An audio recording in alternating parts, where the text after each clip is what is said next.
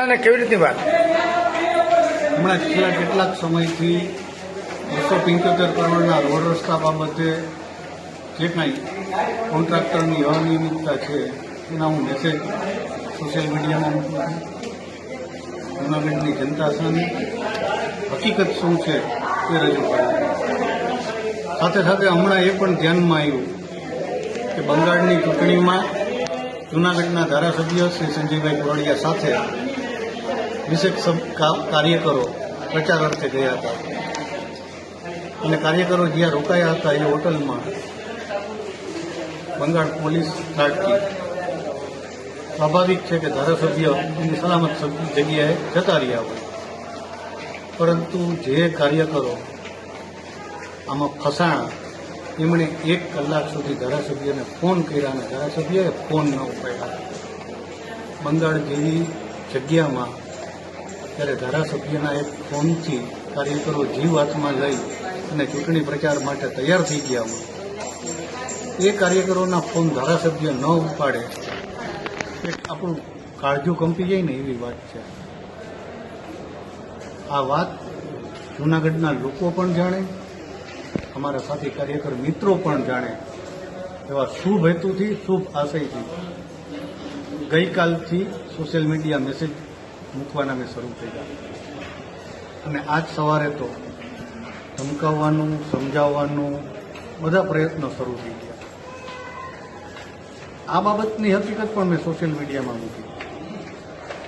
આજે બપોરે જ્યારે અમારા સંગઠનના પક્ષીપંચ મોરચાના મહામંત્રી નરેન્દ્રભાઈ ઓડેદરા સાથે કોર્પોરેશનથી એ મને મારા ઘરે મૂકવા આવતા હતા, ત્યારે તળાવ દરવાજા વિસ્તારમાં એમને કંઈક કામથી એમનું 4 વ્હીલ સાઈડમાં લેવાનું થયું, એટલે એક 2 વ્હીલ ઉપર 3 જુવાનિયાઓ દુકાની બાંધેલા આવીને એમની 4 વ્હીલ સાથે અથડાયા.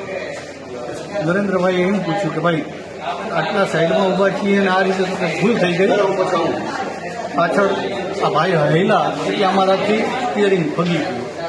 નુકસાની કેટલીક થઈ છે એનો અંદાજ મેળવવા નરેન્દ્રભાઈ ગાડીમાંથી નીચે ઉતર્યા. સૌથી છેલ્લે બેઠેલી વ્યક્તિ પાઇપ લઈ નરેન્દ્રભાઈને મારવાનું શરૂ કર્યું. નરેન્દ્રભાઈ દોડી અને વેરાવળ મર્કન્ટાઇલ બેંક તરફ ભાગ્યા. ત્રીજી વ્યક્તિ ત્યાંથી પાછી આવી અને એણે મારી સાઈડનો બારીનો કાચ, દરવાજાનો કાચ તોડવાનો પ્રયત્ન ચાલુ કર્યો. કાચ એનાથી ન કર્યો એટલે એ બેંક બાજુ પેલા 2 ભાઈઓની પાછળ ભાગ્યું નરેન્દ્રભાઈને મારવા માટે.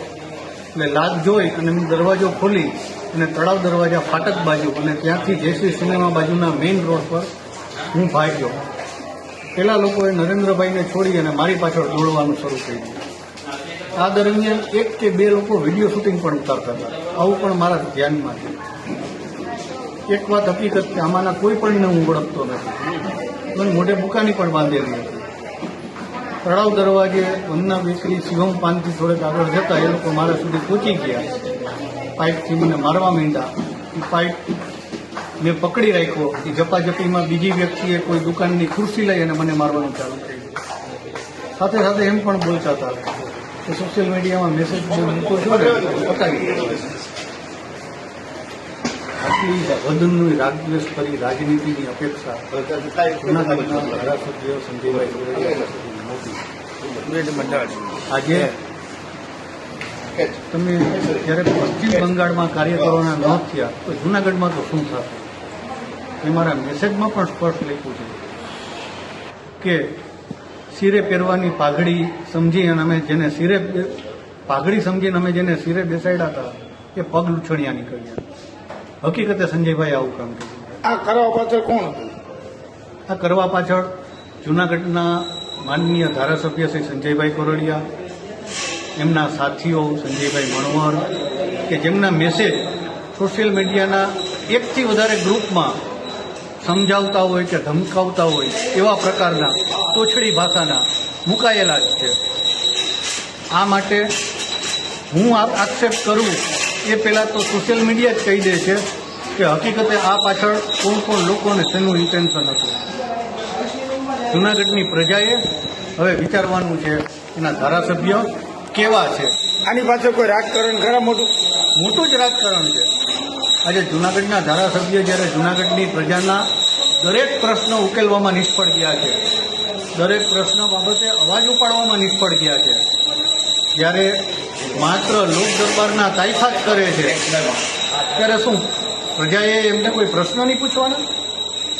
આજે જે કાર્યકરો પોતાનો જીવ હથેળીમાં મૂકી અને બંગાળ જેવી ચૂંટણી પ્રચારમાં એમના વિશ્વાસે ગયા હોય અને એ કાર્યકરોના એક કલાક સુધી ફોન ન ઉપડે તો ધારાસભ્યશ્રી એનું કારણ ગમે તે સમજાવી દે, પણ આ કારણ સ્વીકાર્ય છે ખરું?